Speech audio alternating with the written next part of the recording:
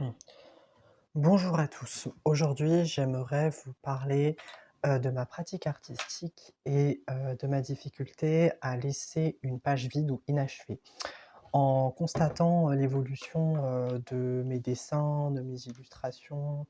de tout ce qui est en rapport avec la créativité, je me suis permis de faire, cette vidéo pour, vous parler d'une analyse à la fois psychologique au sens propre et au sens figuré, concernant le remplissage. Je sais que beaucoup d'artistes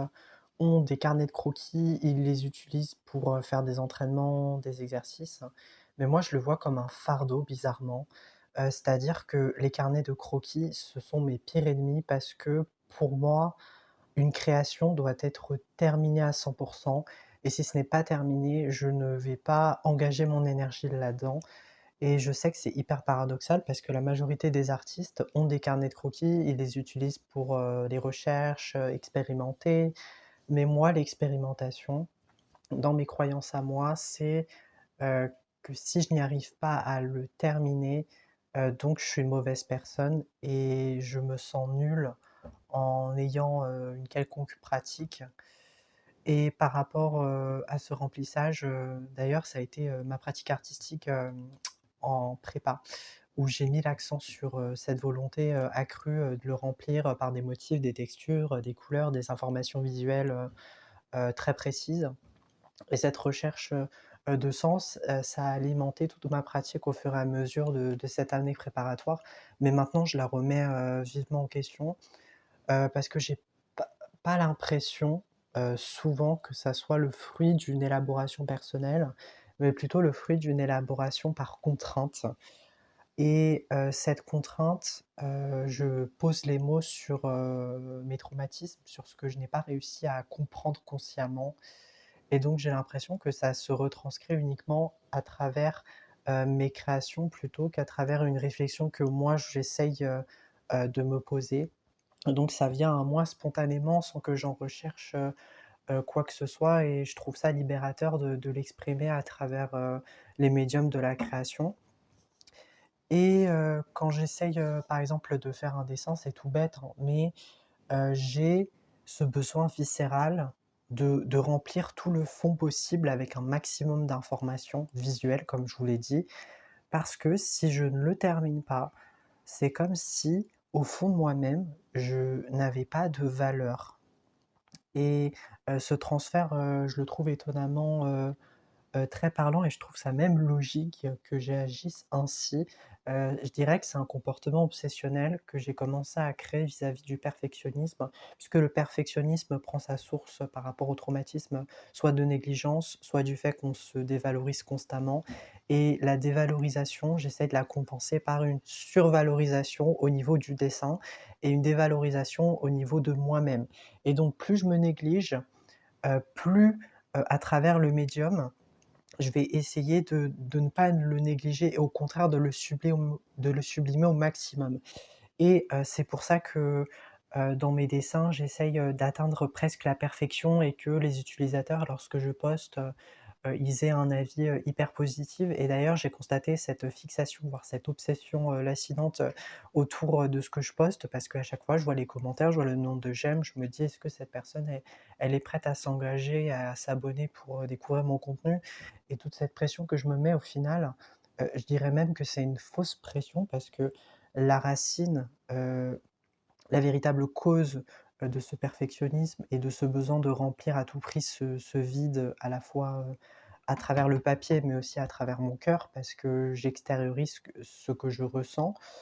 Tout est question de vibration. Ça donne beaucoup d'indices sur, qui je suis parce que je suis quand même et je veux pas le dire par, flatterie ou, je suis quand même assez humble dans mes propos, mais je sens qu'il y a une part de moi qui suranalyse tout et donc d'une certaine manière, j'arrive à me connaître au niveau de mon caractère,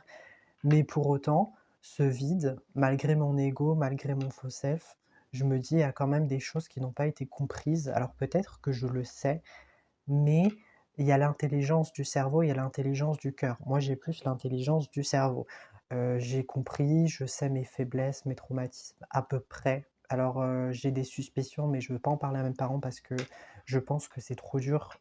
pour eux de supporter, ce qui pourrait m'arriver. J'ai d'ailleurs aussi des addictions qui sont peut-être liées à ces traumatismes, mais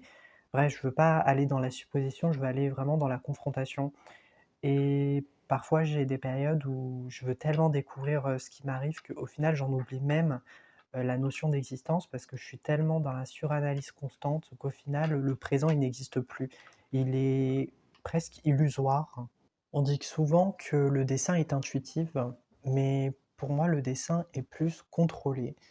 Et c'est malheureux parce qu'on est censé exploiter sa créativité à travers, les arts plastiques, mais pour moi, il s'agit plus d'un automatisme, d'un mécanisme, de défense et je remarque que plus je fais une activité qui me prend du temps, négligeant ainsi mes besoins, mon alimentation, tout le reste de ma vie, quoi. Je vous parlerai même pas du domaine, affectif et social qui est inexistant chez moi. Ça me permet d'être dans ma bulle et donc de pas gérer le véritable problème de fond qui est le manque d'amour vis-à-vis de moi-même et vis-à-vis aussi des autres. Parce que si je n'ai pas un minimum de self-esteem envers moi, je peux pas en avoir envers les autres. C'est tout simplement, naturel et par rapport, au carnet de croquis et à tous les artistes que je peux voir, sur le net, je me questionne énormément sur, mon refus d'expérimenter, de nouvelles choses, que ça soit des médiums, par exemple, un exemple, tout bête, hein, mais la craie, l'aquarelle, j'ai énormément de mal à m'y mettre parce que j'ai pas envie de le rater et si je le rate, je vais le voir comme un échec, personnel, comme, quelque chose de néfaste qui va me détruire. Alors que de manière objective, c'est rien du tout, au pire, je vais pas le poster et c'est tout. Mais j'ai toujours ce devoir de me surpasser quoi que je fasse et je suis plus dans le faire que dans l'être et c'est ça qui est problématique et en ce qui concerne, oui, les outils, comme je vous l'ai dit, j'ai du mal à m'y mettre et j'ai du mal à pratiquer, j'ai du mal à m'ouvrir à de nouvelles horizons enfin, à de nouveaux horizons, pardon et je sais qu'un artiste, lui, il doit quand même être, modulable dans sa façon d'expérimenter les choses et le dessin, c'est pas que ça, c'est aussi l'écriture, la conceptualisation, les recherches et pour les carnets, de croquis, je déteste ça, parce que, c'est pas pratique personnellement et tous les carnets, que j'ai eus, sans exception, hein, j'ai tous arraché les pages et je les ai mis dans un porte-revues parce que pour moi, c'était plus, quantifiable. Je pouvais les classer, selon, par exemple, les thèmes. Je me rappelais que j'avais 5 ou 6 carnets, et je les ai transformés en porte-revues où j'en avais 7 ou 8. Mais malheureusement, j'ai jeté tous ces dessins, que j'avais faits et le premier dessin, qui est dans mon porte-revue à l'heure actuelle, ça a commencé, il me semble, en oui, fin 2025 et là 2026, mais j'ai quand même fait beaucoup de dessins, hein. Pendant cette période, en 1 an, je me suis quand même surpassé, donc je suis fier de moi. Mais pour autant, quand je vois mes dessins, je me dis: «Il y a pas de recherche, d'évolution». Je suis toujours dans un même style de dessin, soit au stylo, soit au crayon de couleur. Alors je me félicite parce que le crayon de couleur, il y a 1 an ou 2 ans, j'aurais jamais, essayé de le faire parce que pour moi, ça serait trop compliqué et l'inconvénient par rapport au crayon de couleur, c'est que justement, il y a une perte de temps, il faut être patient. Le travail des textures, des couleurs, des jeux de lumière, il demande quand même un minimum, de concentration et comme, j'ai parfois des manques déficitaires de concentration, je peux être dans la lune ou je peux passer à autre chose. Mais, ce côté touche à tout me permet quand même d'être curieux et donc d'avoir de l'énergie à déployer. Ce vide, qui est quantifiable, intérieur, je ne peux pas le poser par des mots, par, des émotions et donc mon seul moyen, c'est le dessin et l'analyse psychologique, que je peux en faire sur, le pourquoi du comment, j'arrive pas à laisser une page, vide et même une page blanche parce que ça m'arrive d'avoir des cycles où, je suis hyper productive à certains moments ou à d'autres, je sais qu'il faut quand même, que je me surménage,